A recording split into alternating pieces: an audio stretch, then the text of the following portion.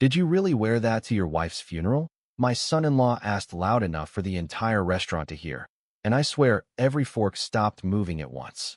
I looked down at my old black suit jacket, the same one I'd worn for almost 15 years, and before I could answer, Jason laughed into his whiskey glass and said, "Man, Helen must have spent your whole marriage embarrassed of you." A couple people chuckled, not loudly, just enough to make it worse. My daughter Rachel stared down at her plate, like suddenly mashed potatoes were the most interesting thing in South Carolina. Then Jason leaned back in his chair, pointed at me with two fingers, and smiled. "Honestly, good thing your wife passed away. At least now she doesn't have to wake up next to a loser anymore." Somebody at the far end of the table snorted, trying not to laugh. Someone else actually laughed out loud. And I just sat there with my hands folded, because if I opened my mouth at that moment, I honestly think my voice would have broken in front of everybody. The worst part wasn't Jason saying it. The worst part was watching my own daughter do absolutely nothing. Before we go any further, if this story speaks to your heart, or if you've ever known what it feels like to be humiliated by the people you sacrificed your whole life for, I'd really appreciate you taking a second to like the video and subscribe to the channel, but only if this story truly resonates with you. And I'd also love to know where you're watching from tonight and what your local time is right now. I always read the comments late at night when the house gets quiet. My name is Thomas Whitaker. I'm 74 years old, and the night my son-in-law humiliated me after my wife's funeral was the same night my family learned they never really knew who I was at all. But to explain how everything fell apart, I need to take you back to that morning because honestly, it started before anybody even arrived at the church. I remember standing alone in my bedroom just after 7 in the morning while rain tapped softly against the windows of our old Charleston house. Helen's side of the bed was still untouched. I hadn't been able to sleep there since she passed 3 days earlier. Her reading glasses still sat on the nightstand next to a half-finished mystery novel with a bookmark sticking out near the middle. I picked up my old black suit jacket from the closet and brushed lint off the sleeves with my hand. The fabric was worn thin around the elbows. Helen used to tease me about that suit all the time. "Tommy," she'd laugh, "one day I'm burning that thing myself." I actually smiled thinking about it for maybe half a second before the reality hit me again like a truck to the chest. She was gone. 46 years together, and suddenly the whole house sounded wrong without her in it. I was struggling with the top button when Rachel walked into the bedroom without knocking. "Dad, people are already arriving," she said quickly, barely even looking at me. Then she finally noticed the suit. Her expression changed immediately. "Oh God, you're wearing that." I looked down at myself. "It's black," I said quietly. "It's a funeral." She rubbed her forehead. "Dad, this is Mom's service. There are going to be people there from the country club. Jason invited clients too." I didn't even know what to say to that. My wife had died 3 days earlier, and somehow my daughter was worried about appearances. "It's the only suit I wanted to wear," I told her. "Your mother liked this suit."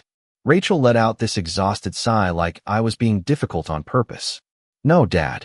Mom tolerated this suit." Then she walked away before I could answer.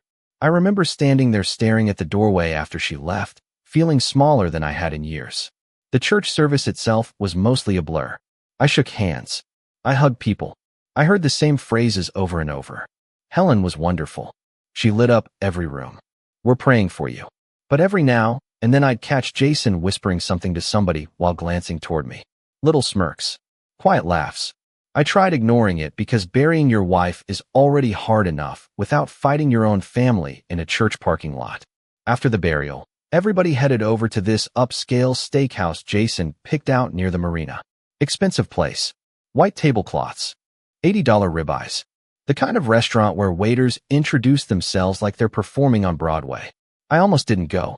I should have trusted my gut. Because the second I walked in, Jason looked me up and down and muttered, "Jesus Christ," under his breath while 2 of his business friends laughed beside him. I took my seat anyway. Quiet. Tired. Trying to survive the night. But then halfway through dinner, I noticed something strange.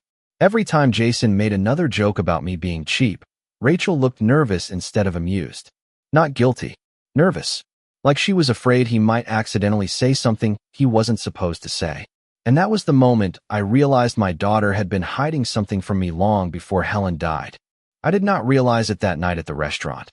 But once I noticed that nervous look on Rachel's face, I could not stop seeing it. Every time Jason laughed too hard or made another little joke at my expense, she would tense up for half a second and glance toward him like she was afraid he might go too far. Not because she cared about hurting me. It felt more like she was protecting something. Or hiding something. I sat there pushing green beans around my plate while everybody else talked about beach property, wine clubs, and vacation homes in Naples like we were not sitting there only hours after burying my wife. At one point, Jason leaned across the table toward one of his friends and said, "Tom still uses a flip phone. I am pretty sure he thinks Wi-Fi causes cancer." They laughed again.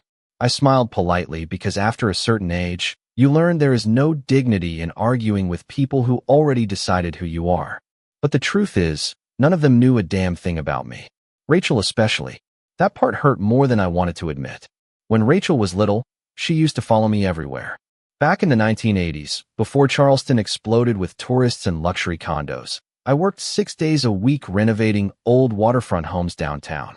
I would leave before sunrise carrying a metal lunchbox and come home covered in sawdust smelling like cedar and paint thinner.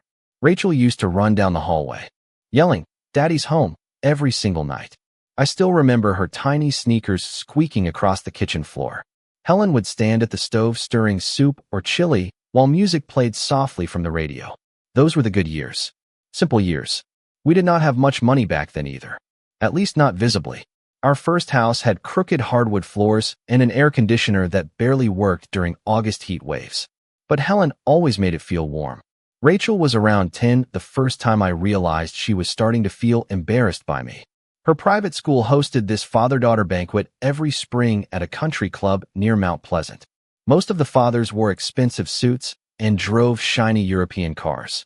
I showed up in my old pickup truck wearing work boots because I had come straight from a job site replacing storm-damaged roofing shingles. I remember Rachel seeing me through the clubhouse window. Her smile disappeared immediately. "Dad?" she whispered when I walked inside. "Could you maybe take off the boots?" I looked down at them covered in dust and dried caulk. "Sorry, sweetheart," I said quietly. "I came as fast as I could." She folded her arms. "Everybody else's dad looks normal." That one sentence stayed with me for years longer than it probably should have. Later that night, Helen found me sitting alone on the back porch. "She is just a kid, Tommy," she said softly while handing me a beer. "Kids care about stupid things." But it did not stop there. As Rachel got older, she started pulling away more and more. By college, she barely invited us anywhere. When she met Jason at a finance networking event in Charlotte, things changed fast. Jason had that polished country club personality people mistake for confidence. Perfect teeth. Expensive haircuts. The kind of man who says your full name too often during conversations because he thinks it sounds powerful. The first time I met him, he walked into our house, looked around at the old furniture Helen loved, and said, "Wow, this place has character." The way he said character made it sound like another word for poor. After dinner that night, I overheard him talking quietly to Rachel. Near the kitchen, "Your dad still fixes things himself?" he asked. Rachel laughed under her breath. "You have no idea." I remember standing there in the hallway holding 2 empty coffee mugs, while something inside my chest slowly sank. Helen noticed it too. A few months later she told me, "Jason does not respect people unless they show money first." I asked her why Rachel stayed with him then. Helen got quiet for a moment before saying something that keeps echoing in my head even now. "Because somewhere along the way," she said softly, "our daughter started believing the same things he does." Back at the restaurant, I kept hearing Helen's voice in my head while Jason ordered another drink and Rachel stared silently into her wine glass. Then Jason suddenly leaned closer to me and smiled in a way that made my stomach tighten. "You know," he said casually, tapping his fingers against the tablecloth, "there is actually something Rachel and I have been meaning to discuss with you tonight." And the second he said those words, my daughter looked like she wanted to disappear. The second Jason said he and Rachel needed to discuss something with me, I felt the entire table shift. Not loudly, just enough. Like everybody there already knew the conversation was coming except me. Rachel kept twisting her wedding ring around her finger, while Jason leaned back comfortably in his chair like he was about to pitch an investment opportunity instead of speaking to a man who buried his wife 6 hours earlier. "What is it?" I asked quietly. Jason smiled at one of the waiters passing by before turning back to me. "Well, first off, we have been thinking about you," he said. You should not be alone in that big old house now. There it was. The nervous look on Rachel's face suddenly made sense. I set my fork down carefully beside my plate. I have managed in that house for 40 years, I told him. I think I will survive one more night. Jason chuckled softly like I had told a harmless joke. Come on, Tom. Let us be realistic here. The place is falling apart. Rachel finally spoke up, though her voice barely rose above the restaurant noise. Dad, we are just worried about you. That word worried almost made me laugh. For years they barely visited unless there was a holiday photo involved. Jason could not even remember my birthday half the time. But now suddenly they were worried. I looked over at Rachel and said, Your mother loved that house. Rachel avoided eye contact immediately. Jason jumped back in before she could answer. Exactly. And now it is time to think practically. He folded his hands together on the table. Rachel and I have been discussing maybe helping you transition somewhere smaller. Easier to manage. One of his friends sitting nearby nodded like this was the smartest idea in the world. A retirement community could honestly be great for somebody your age, the friend added. Somebody your age. Funny how people start talking about you like furniture once your hair turns white. I felt heat rising into my chest, but for the first time all night, something strange happened. Normally I would have smiled politely, nodded, tried to keep the peace. That was what Helen always said about me. Tommy would apologize to a hurricane for standing in its way. But that night something inside me was too exhausted to play along anymore. I am not moving, I said flatly. The table went quiet. Jason blinked once, clearly not expecting resistance. Nobody said immediately, he replied carefully. We are just trying to help you make smart decisions. I looked directly at him for the first time all evening. You mean decisions that help you? Rachel immediately jumped in. Dad, that is not fair. Is it not? I asked. Her mouth opened slightly, but no words came out. Jason leaned forward now, lowering his voice like he was suddenly trying to sound compassionate. Tom, look. We know things have probably been tight financially for a while. Tight financially. I almost smiled at that. If only he knew how many times I had heard people assume things about me because of an old truck or a worn-out jacket. Years ago it bothered me. Eventually it became useful. People reveal their real character when they think you have nothing they need. Jason continued talking while swirling ice around in his bourbon glass. Maintaining waterfront property taxes. Alone at your age has got to be rough.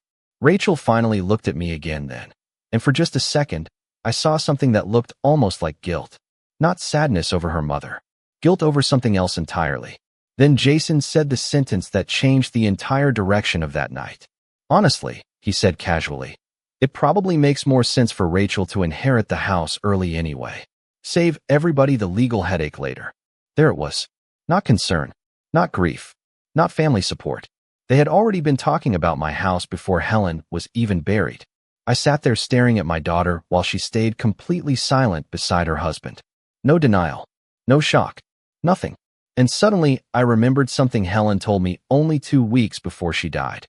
We had been sitting on the back porch watching a summer storm roll in over the marsh when she quietly said, Promise me something, Tommy. If anything happens to me, do not trust people just because they share your last name. At the time I thought she was tired from chemo. Bitter maybe. I had no idea she was trying to warn me. Then my phone buzzed inside my jacket pocket. I almost ignored it until I saw the name on the screen.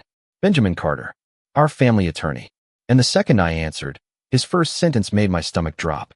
Thomas, he said quietly, we need to speak privately tomorrow morning before Rachel finds out about the documents Helen changed last month.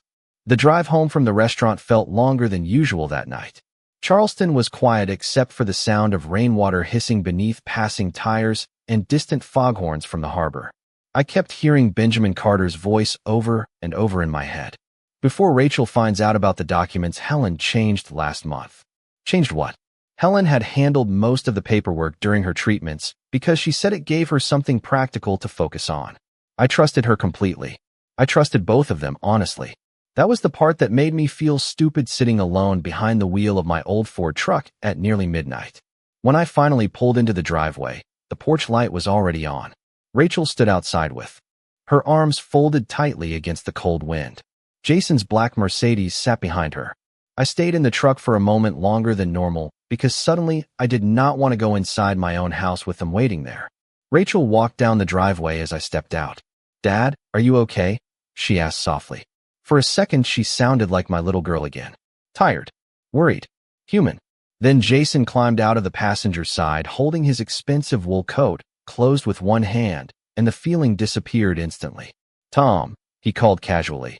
We figured you should not be alone tonight. I nodded once without answering and unlocked the front door. The house still smelled faintly like Helen's lavender candles mixed with old books and furniture polish. Rachel walked straight into the kitchen while Jason wandered through the living room, looking around slowly like he was already imagining renovations. This place could honestly be incredible with some updates, he said while touching the fireplace mantel. I felt my jaw tighten. Helen picked out that mantel herself in 1993 after we spent 2 summers saving for it. It is not for sale, I said quietly. Jason laughed lightly. Nobody is talking about selling tonight. But he looked directly at Rachel when he said it. That tiny look between them told me more than either of them realized. Rachel opened the refrigerator and frowned. Dad, there is barely any food in here. Your mother was sick, I replied. Cooking stopped mattering for a while. Rachel looked uncomfortable immediately. Right? Sorry. Jason sat down at the kitchen island and loosened his tie. Actually, this kind of proves our point though. You should not be living alone anymore. There it was again. Not grief. Not comfort. Pressure. Slow, steady pressure. I poured myself a glass of water and leaned against the counter. I am not moving into some retirement condo, I said. Nobody said condo, Jason replied smoothly. There are options. Rachel stepped closer carefully. Dad, Jason and I were thinking maybe you could stay with us temporarily. I stared at her so long she finally looked away. They lived in a gated golf community outside Charlotte where every house looked identical and every conversation somehow turned into money. Helen hated visiting there. She once whispered to me during one of their dinner parties, everybody here smiles like they are auditioning for toothpaste commercials. I almost laughed remembering that. Then Jason pulled out his phone and casually placed it face up on the counter. Look, he said, I actually already spoke to a realtor friend earlier. My wife had not even been buried 24 hours, and he was already talking to realtors. Something cold moved through my chest then. Rachel noticed my expression immediately. Dad, it is not what it sounds like. Then what does it sound like? I asked. Silence filled the kitchen. Jason finally sighed dramatically like I was making things difficult on purpose. Tom, somebody has to be realistic here. This property alone is probably worth $2 million now. Taxes, upkeep, insurance, you cannot handle all this forever. The strange thing was, he almost sounded excited while saying it. Like the house mattered more than the woman we lost inside it. Then Rachel quietly said something that hit harder than anything else that night. Mom worried about you near the end, she whispered. She said you were forgetting things. I looked at her slowly. What? Rachel swallowed hard. She told me sometimes you got confused. For a second I genuinely could not breathe. Helen never said that. Not once. Jason leaned forward immediately, lowering his voice into that fake, compassionate tone again. Nobody is attacking you, Tom. We are just trying to protect you before things get worse. Worse. Suddenly pieces started clicking together in my head. The pressure. The realtor. The strange, nervous looks. Benjamin's phone call. Then Jason reached into his leather briefcase and pulled out several folded papers. Actually, he said calmly, there is something else we should probably discuss tonight too. And when he slid the documents across Helen's kitchen counter toward me, I saw the words power of attorney printed across the top of the first page. I stared at the papers on the kitchen counter, so long the words stopped looking. Real. Power of attorney. Temporary financial oversight. Assisted living recommendations. Evaluation request. Every page felt less like concern and more like somebody quietly erasing my life while pretending it was for my own good. This is insane, I finally said. My voice sounded smaller than I wanted it to. Jason immediately raised both hands like he was the calm, reasonable one in the room. Tom, nobody is trying to upset you. Then why are there legal documents in my kitchen less than a day after my wife's funeral? Rachel flinched at that. Jason did not. Because somebody has to think ahead, he answered.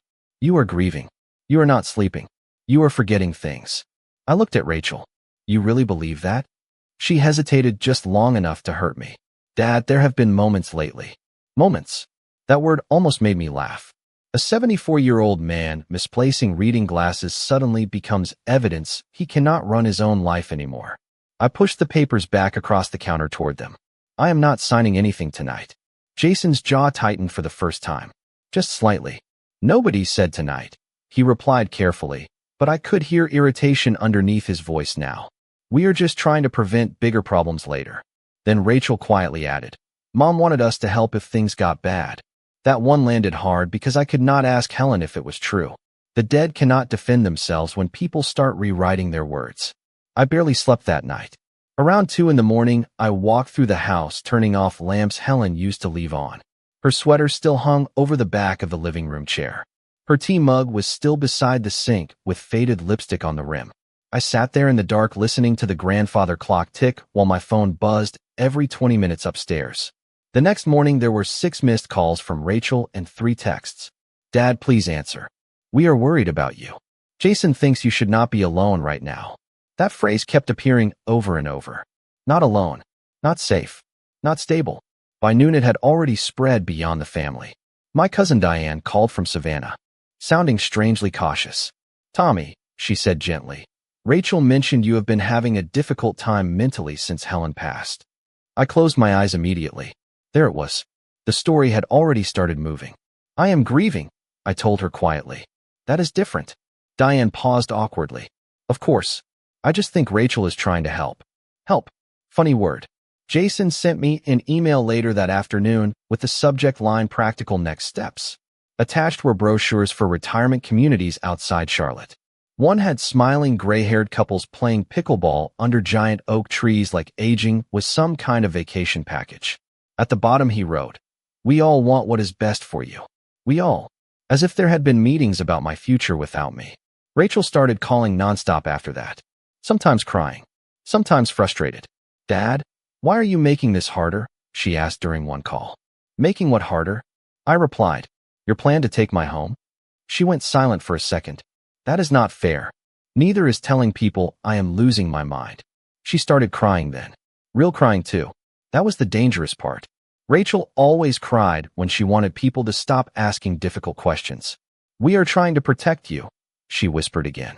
Jason says people your age become targets. I almost asked if she realized who the actual target was here, but I was too tired. Over the next few days, the humiliation became quieter, but somehow worse. Neighbors started speaking to me slowly. Church friends asked if I needed help balancing bills. One man from Helen's prayer group offered to drive me to medical appointments I never asked for. Somebody had turned me into the fragile old widower before I even had time to mourn properly. Then Benjamin Carter finally called me back Thursday evening after avoiding me for nearly 2 days. His voice sounded tense immediately. Thomas, he said carefully, I need you to come to my office tomorrow morning. Alone. What is going on, Ben? I asked. Long silence. Then he lowered his voice almost to a whisper. Because after reviewing Helen's updated documents, I think somebody in your family believed they were about to inherit a very different version of your life than the real one. After the call ended, I sat alone in Helen's dark kitchen staring at the untouched dinner plate beside me. And for the first time in 46 years, this house no longer felt like home. It felt like the last place left where nobody actually saw me anymore. The next morning, I woke up in my recliner with the television still glowing softly across the living room. Sometime during the night, an old black-and-white Western had started playing with the volume barely above a whisper.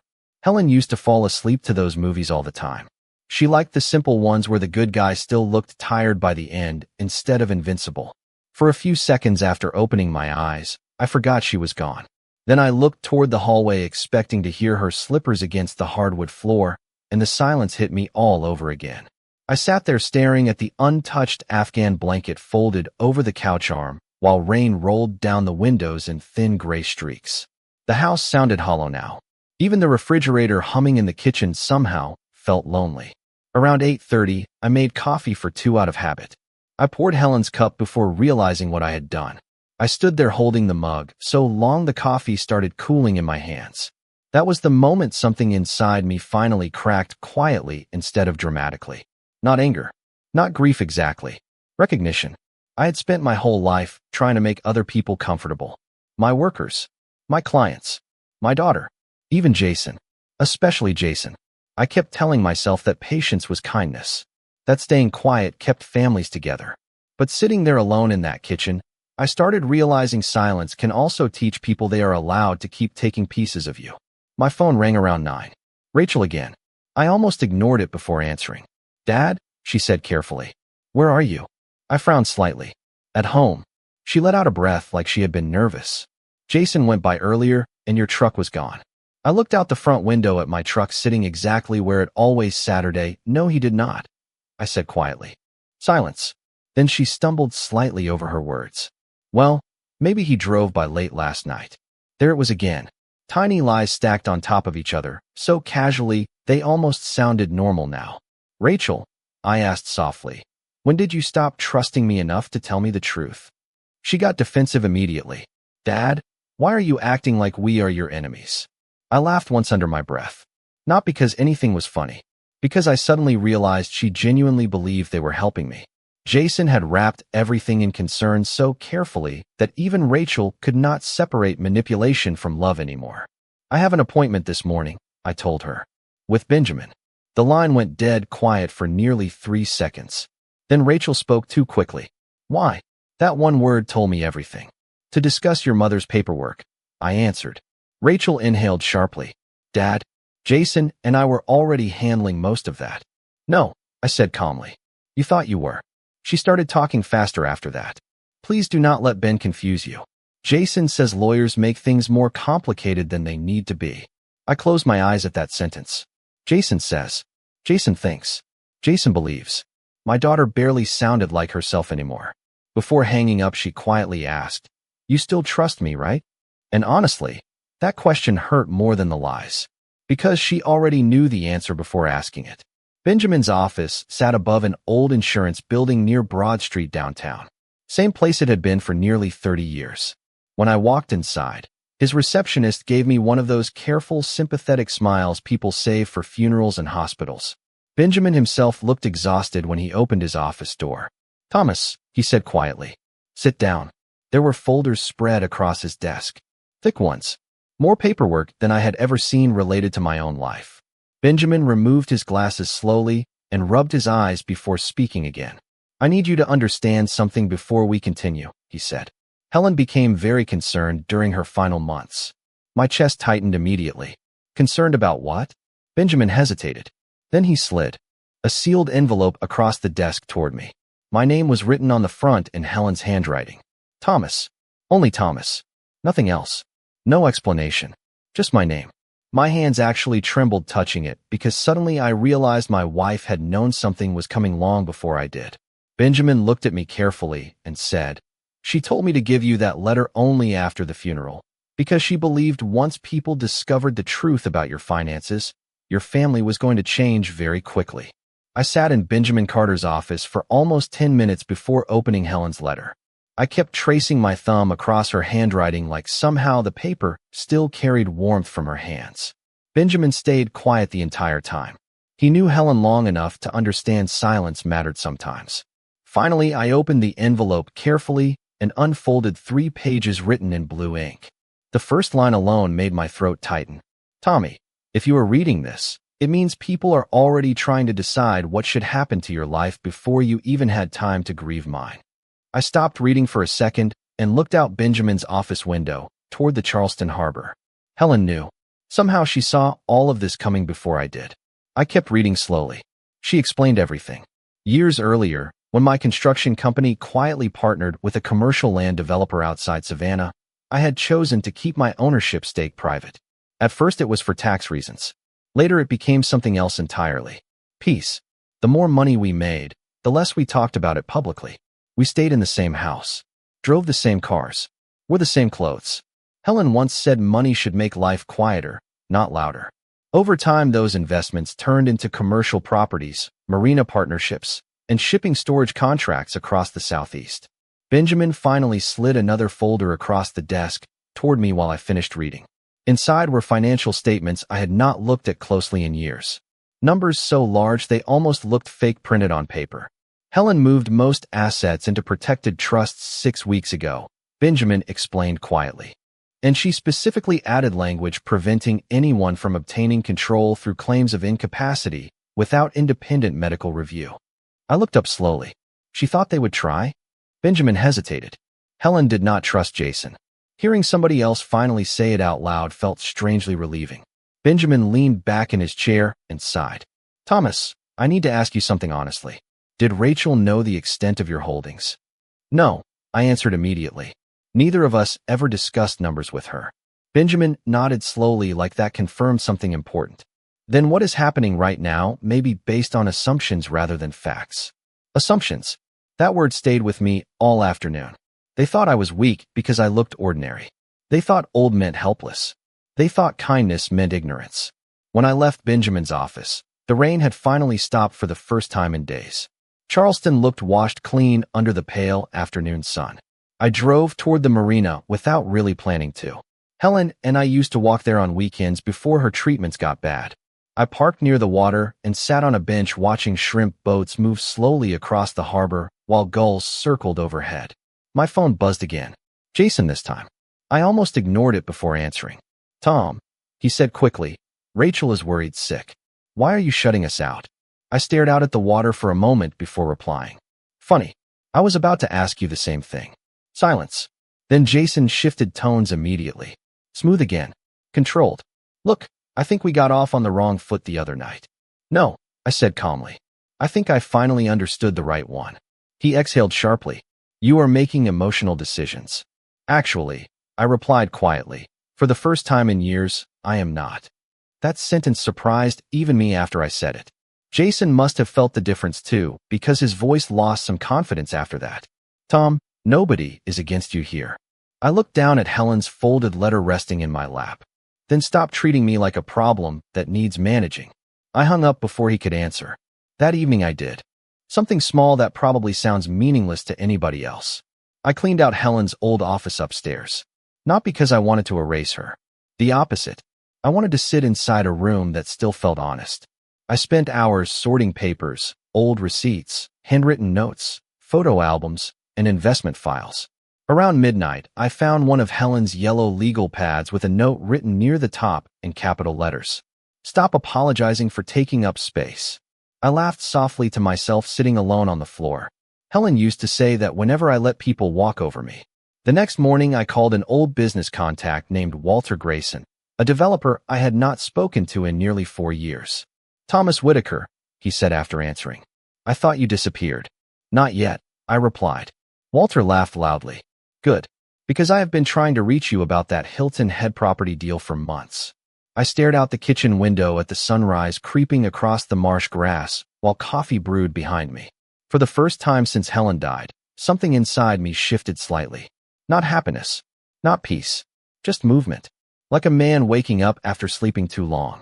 Then Walter said something that made me realize my life was about to change completely. Tom, he said, if you are ready to come back to work, there is a very large opportunity waiting for you down here. 3 weeks after Helen's funeral, I found myself standing inside a waterfront conference room overlooking Hilton Head Island wearing a navy blazer I had not touched in almost 8 years.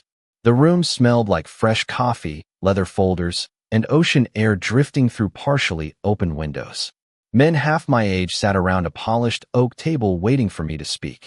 That part still felt strange. For so long I had allowed people to see me as small that I almost forgot who I used to be before life became doctors, medications, and quiet compromise. Walter Grayson stood beside me flipping through blueprints spread across the table. Ladies and gentlemen, he said confidently, this entire marina expansion only exists because Thomas Whitaker bought this land before anybody else understood what it would become. Several heads turned toward me immediately. One younger investor wearing a silver watch frowned slightly. Wait, he said carefully. You are Thomas Whitaker? Walter actually laughed. You thought I was kidding? The investor looked embarrassed. No, sir. I just expected somebody different. I smiled faintly because I knew exactly what he meant. He expected flashy, loud, somebody who dressed like Jason, not a 74-year-old man with weathered hands and reading glasses hanging from his shirt pocket. Walter slapped my shoulder. Tom here has forgotten more about coastal development than most people in this industry will ever learn. I sat down at the table and opened the proposal folder calmly. For the next 2 hours, we discussed zoning approvals, flood insurance requirements, commercial leasing projections, and shipping access routes. And somewhere during that meeting, I noticed something I had not felt in a very long time. Confidence. Not arrogance. Not revenge. Just certainty. Every question they asked me, I already knew the answer before they finished speaking. Every risk they worried about, I had seen 20 years earlier somewhere else along the coast. At one point, a younger executive named Claire Jensen leaned toward me and said, "Mr. Whitaker, how did you predict waterfront storage demand this accurately back in the 90s? I shrugged lightly. "I grew up poor," I told her. "Poor people notice patterns because mistakes cost us more." She smiled at that and started taking notes immediately. Later during lunch, Walter handed me a temporary company badge with my name printed beneath the title Senior Strategic Partner. Something about seeing those words hit me harder than I expected. Not because I cared about titles. Because for months people had been slowly reducing me into somebody fragile and confused. But sitting there overlooking the harbor with that badge clipped against my jacket pocket, I remembered I was still a man with knowledge, experience, and value beyond being somebody's aging father. My phone buzzed twice during the meeting. Rachel both times. I ignored it. Around 4 in the afternoon, Walter and I walked along the marina construction site while crews unloaded equipment from flatbed trucks nearby. Salt air mixed with diesel fuel and sawdust. It reminded me of the old days before money complicated everything.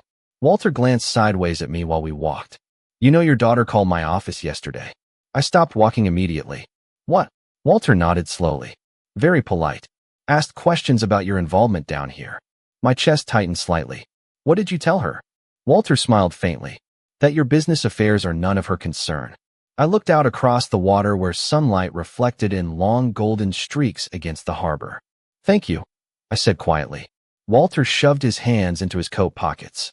"Tom, I knew Helen a long time. She always worried you gave people too many chances." I laughed softly under my breath. "She said that constantly." Walter looked directly at me then. Maybe she was right. That evening I drove back toward Charleston with the windows cracked open and the ocean wind filling the truck cab. For the first time in weeks, I did not rush home immediately. I stopped at a small seafood place near Beaufort and ate dinner alone overlooking the water. Nobody stared at me with pity there. Nobody talked slowly to me. Nobody asked whether I was managing okay. I was just another man eating blackened grouper while boats drifted quietly past the docks at sunset. When I finally got home close to 9, there was an envelope taped to my front door.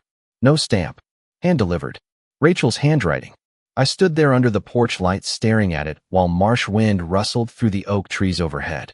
Then I slowly opened the envelope and saw a photograph slide into my hand. It was an old picture of Helen standing beside me at the marina 23 years earlier on the day we signed one of our biggest property deals. On the back, Rachel had written only one sentence. "Dad, Jason found out who you really are." I stood on the porch for a long time holding that photograph while the night air rolled in from the marsh. Helen looked happy in the picture, wind blowing through her hair, one hand resting against my chest while both of us smiled at something outside the camera frame. I could not remember the last time Rachel had sent me anything personal without an argument attached to it. I turned the photograph over again and reread her sentence. "Dad, Jason found out who you really are. Not who I was worth. Who I was." Somehow that distinction hurt the most. The next morning Rachel called before 8. I let the phone ring twice before answering. Her voice sounded strained immediately. "Dad, can we please talk in person?" I stayed quiet for a second. "About what?" She exhaled shakily. "Jason made some mistakes." I almost laughed at how small she made it sound. Like all of this had been a misunderstanding instead of a campaign to slowly remove control over my life. "Your husband filed paperwork suggesting I was mentally unfit," I said calmly. "That is more than a mistake." Silence. Then she whispered, "Please." We agreed to meet that afternoon at a hotel restaurant downtown near the Charleston waterfront. Neutral ground. That part was my idea. By the time I arrived, rain clouds were gathering again over the harbor, turning the sky dark gray above the water. The hostess recognized me immediately when I walked in. "Mr. Whitaker," she said warmly, "your private room is ready." I noticed Rachel's expression change the second she heard that name spoken with respect instead of pity. Jason stood when I entered the room. suddenly dressed more conservatively than usual. Dark blazer. No flashy watch. Even his voice sounded softer. "Tom," he said carefully. "Thank you for coming." I nodded once and sat down without shaking his hand. For the first few minutes, nobody touched the menus. Rachel looked exhausted. Jason looked calculated. Big difference. Finally, he cleared his throat. "I owe you an apology." I leaned back slightly in my chair. "For which part?" He blinked once. "Things got out of hand after Helen passed." "No," I said quietly. "They got honest." Rachel lowered her eyes immediately. A waiter entered to pour water glasses, and the entire room fell silent until he left again. Jason tried again after that. "Tom, I think we both misunderstood each other." I almost admired the confidence it took to say something that ridiculous with a straight face. "You thought I was weak," I replied calmly. "That part seems pretty clear now." Rachel looked up quickly. "Dad, it was not like that." I turned toward her slowly. "Then tell me what it was like." She opened her mouth, then closed it again. Because there was no version of this story that made them look good anymore. Jason leaned forward, lowering his voice. "Look, when I discovered the extent of your holdings, I realized maybe we approached things too aggressively." There it was. Not grief. Not regret. Holdings. Assets. Approach. Everything sounded like a business negotiation to him. I folded my hands together and studied him carefully for the first time without emotion clouding things. Jason was not evil. That would have been easier. He was simply the kind of man who believed money determined human value. And because I never displayed mine publicly, he assumed I had none. Rachel suddenly reached across the table toward me. "Dad, please do not shut us out." I noticed her wedding ring trembling slightly against the tablecloth. "Your mother would hate this." "Do not use your mother to manage me," I said softly. That sentence hit her hard enough, she physically leaned back in her chair. Jason immediately stepped in again. "Nobody is trying to manage you." I looked directly at him. "Then why did you contact 2 separate elder care consultants before Helen was buried?" The color drained from Rachel's face instantly. Jason froze. Just for half a second. But it was enough. "What?" Rachel whispered, turning toward him. Jason recovered quickly. "That is not what it sounds like." "Really?" I asked calmly. "Because Benjamin forwarded me the emails yesterday." The room went completely silent after that. Outside the private dining room windows, rain finally started falling against the harbor in long, heavy streaks. Rachel stared at her husband like she was seeing him clearly for the first time. And that was when Jason made the mistake that changed everything. He slowly reached into his briefcase and pulled out a thick folder he clearly had not planned to show me yet. I recognized the logo immediately. Grayson Coastal Holdings. My company. My stomach tightened as he placed the folder carefully on the table between us. Then Jason looked directly at me and said, "Before you react emotionally, there is something you need to understand about what Helen planned before she died." Jason slowly opened the folder and turned it toward me like he was presenting evidence in a courtroom. Inside were copies of property summaries, corporate ownership structures, trust filings, and projected revenue sheets tied to Grayson Coastal Holdings. He had highlighted sections in yellow marker. I recognized several confidential internal reports immediately. "Where did you get these?" I asked calmly. Jason straightened slightly in his chair. "That is not important." "Actually," I replied, "it is extremely important." Rachel looked between both of us nervously. "Jason, what is all this?"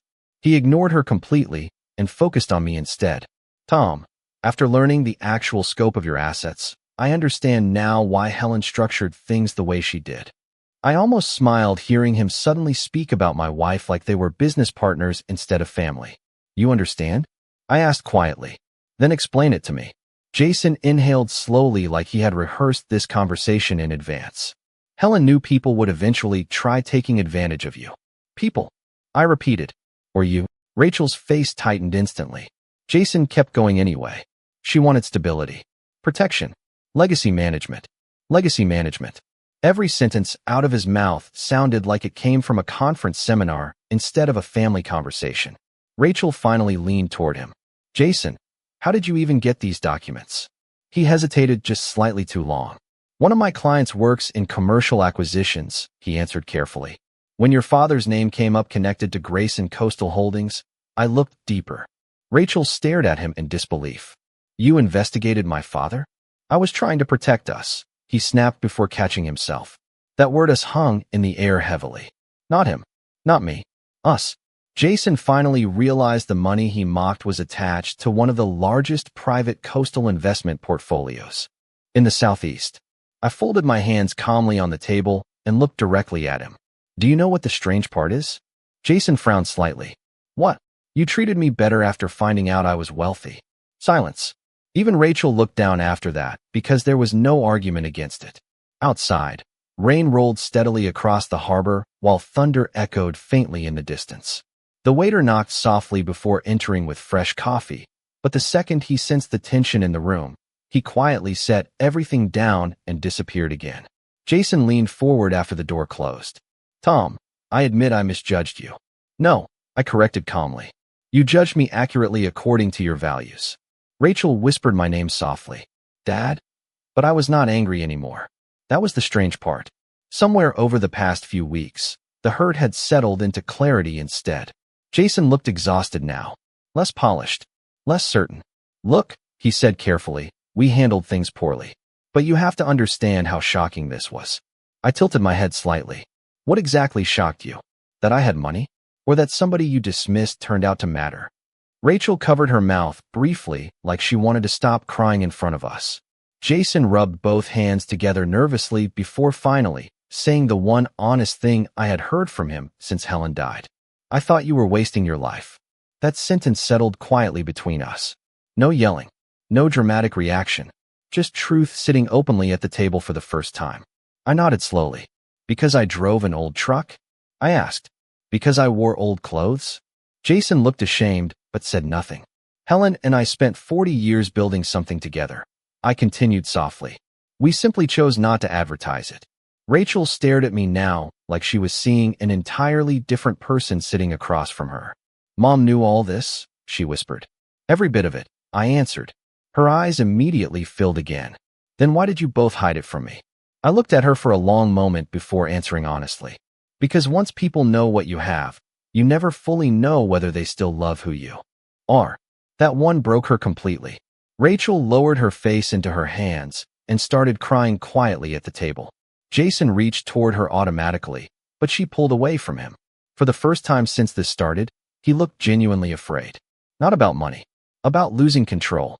Then I reached into my jacket pocket and placed a second sealed envelope on the table between us. Benjamin had given it to me that morning after reviewing Helen's final instructions. Rachel stared at the handwriting immediately. Her mother's handwriting. Jason's eyes narrowed slightly. What is that? He asked carefully. I looked directly at my daughter before answering. The final thing your mother wanted read out loud in front of both of you. I opened Helen's envelope slowly while Rachel wiped tears from her face beside me, and Jason sat completely still across the table. The paper inside was folded neatly in half. Even now I could picture Helen sitting at her desk upstairs writing it late at night while pretending she was organizing medical paperwork. Her handwriting remained steady all the way through the page. Rachel, I began reading quietly. If you are hearing this, then things unfolded exactly the way I feared they might. Rachel immediately covered her mouth again. I kept reading. Your father spent his entire life building stability for this family without needing applause for it. The reason we kept our finances private was never shame. It was protection. Money changes the way people measure love. The room stayed completely silent except for rain tapping softly against the windows. Jason stared down at the table now instead of at me. Over the last year, I continued, I began noticing conversations that troubled me deeply. Discussions about property, control, capacity, futures planned before lives had fully ended. Rachel shook her head immediately. Mom knew? She whispered. I looked at her sadly before continuing. I asked Benjamin Carter to restructure our estate specifically to ensure your father could never be manipulated through grief or isolation. If anybody attempted to pressure him, access to all family trusts would immediately freeze pending independent review. Jason finally looked up sharply at that. There it was, the first genuine crack in his composure. I finished the final lines quietly. Rachel, if you have allowed somebody to teach you that human value comes from appearances, wealth, or status, then somewhere along the way we failed each other as mother and daughter. Your father deserved better from all of us. Rachel broke completely after hearing that. She lowered her head into both hands and cried openly at the table while thunder rolled faintly outside over the harbor. I folded the letter carefully and placed it back into the envelope. Nobody spoke for nearly a full minute. Finally, Jason cleared his throat. "Tom," he said quietly, "I know how this looks."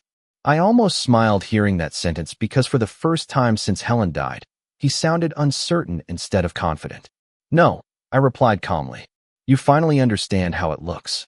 He nodded slowly like he could not argue anymore. Rachel reached toward me again carefully. "Dad, I did not know he contacted those consultants." I believed her. That was the hardest part. Jason manipulated situations professionally. He packaged pressure inside concern so cleanly people barely noticed the difference. Rachel looked emotionally exhausted now, like somebody waking up from a long dream they suddenly regretted. "But you still stayed silent," I said softly. She closed her eyes immediately because she knew I was right. Jason straightened slightly in his chair. "I crossed lines," he admitted. "But I honestly thought I was helping create structure around a difficult situation." Structure. There was that corporate language again. I leaned back slowly and looked directly at both of them. "Do you know what hurts the most?" I asked. Neither answered. "It is not the paperwork, not the assumptions, not even the conversations behind my back." I paused briefly. "It is realizing your mother had to spend her final months protecting me from my own family instead of simply being allowed to rest."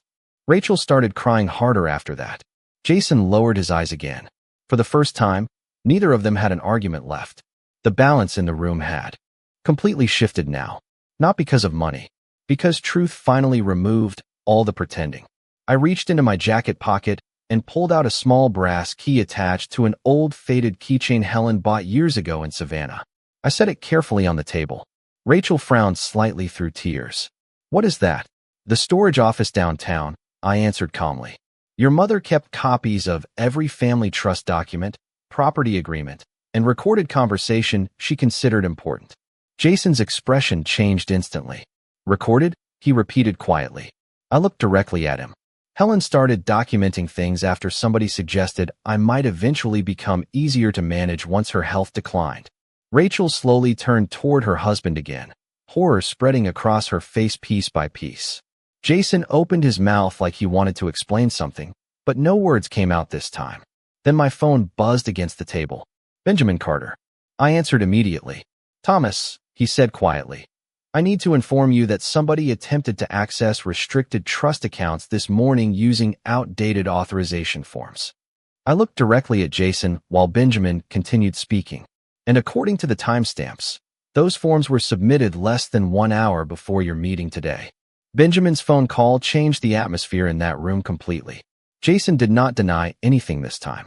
He just sat there staring at the rain outside the restaurant windows, while Rachel slowly leaned away from him like she suddenly realized she no longer recognized the man sitting beside her. I thanked Benjamin quietly and ended the call. Nobody spoke for several seconds after that. Finally, Jason rubbed both hands across his face and exhaled heavily. "I panicked," he admitted softly. "I thought if things became public, everything would spiral out of control." "Everything?" I asked calmly. "Or your access to it?"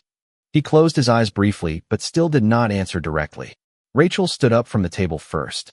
Her chair scraped softly against the hardwood floor as she stepped backward like the room itself suddenly felt too small. "You lied to me," she whispered toward him. Jason looked up immediately. "Rachel, listen to me." "No," she interrupted quietly. "You made me believe my father needed protection while you were trying to position yourself around his money." The strange thing was, there was no screaming after that. No dramatic explosion. Just exhaustion. The kind that settles over people when the truth finally becomes too obvious to keep avoiding. I looked at my daughter standing there crying quietly beside the window and realized something painful. Rachel was not evil either. Weak sometimes. Influenced too easily.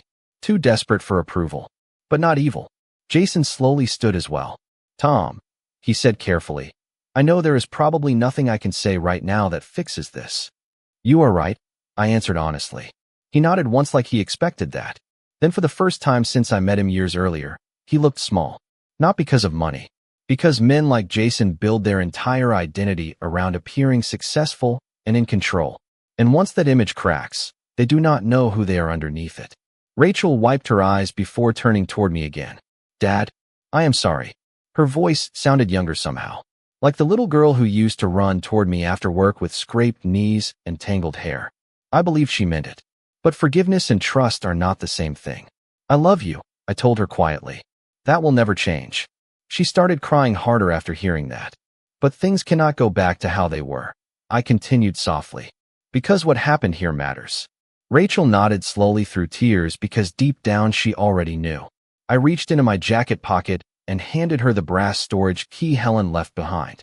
Your mother wanted you to have access to everything eventually, I said. But not until you learned the difference between inheritance and entitlement. Rachel stared at the key in her palm for several seconds before closing her fingers around it carefully. Jason looked like he wanted to speak again, but this time he stayed quiet. Maybe for once he finally understood silence. Over the next few months, a lot changed. Rachel separated from Jason temporarily and moved into a small apartment near Charleston while she sorted through everything emotionally. I did not interfere. That part had to belong to her. Jason sent several letters afterward. Real handwritten ones. Not polished emails. Some sounded defensive. Some sounded sincere. I answered only one. Short. Respectful. Final. I hope one day you learn that people are not investments. After that, I let the silence stay where it belonged. As for me, I sold part of my company holdings to younger partners and stepped away from daily operations entirely by spring. Not because I had to. Because for the first time in decades, I realized I no longer wanted my entire worth tied to what I could provide for other people. I bought a smaller house near Beaufort overlooking quiet water and long stretches of marsh grass where herons drifted low at sunrise. Some mornings I still wake up expecting to hear Helen in the kitchen humming softly while coffee brews. Grief does not disappear neatly. It just changes shape over time. But the house feels peaceful now. Honest. A few weeks ago, Rachel visited me there for dinner. No tension. No lawyers. No discussions about trusts or property. Just grilled fish, sweet tea, and two people slowly learning how to speak honestly again. Before she left, she noticed my old black funeral suit hanging near the hallway closet. You still kept it? She asked quietly. I smiled faintly. Your mother always hated that suit. Rachel laughed softly through watery eyes. I think Mom would probably say it aged well. After she drove away that night, I stood alone on the porch watching the moonlight ripple across the water while marsh wind moved gently through the oak trees overhead. And I realized something I wish I had understood years earlier. Some people will only recognize your value once they discover what you own. But the people truly worth keeping in your life are the ones who can still see your dignity long before the world sees your success. My name is Thomas Whitaker. I am 74 years old, and the biggest lesson I want to leave with you is this. Never let loneliness convince you to lower the standards for how people are allowed to treat your heart. Protect your peace. Protect your finances. Protect your sense of self. Because sometimes God, or life, or whatever force you believe in, removes the illusion of love so you can finally see where real love was missing all along. And if you are listening to this tonight while carrying your own quiet heartbreak, I hope you remember this too. Starting over does not always look dramatic. Sometimes it is just an older man standing on a quiet porch finally realizing he no longer needs to apologize for taking up space in his own life.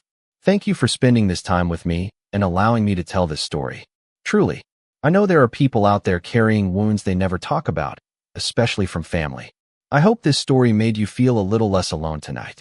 If it did, feel free to leave a comment sharing where you are listening from and what lesson stayed with you most. And if stories like this speak to your heart, you are always welcome to stay a while, subscribe, and spend another evening with us. Because sometimes the stories that hurt the most are also the ones that quietly help us heal. And trust me, there are more stories waiting ahead in this playlist that will stay with you long after the screen goes dark.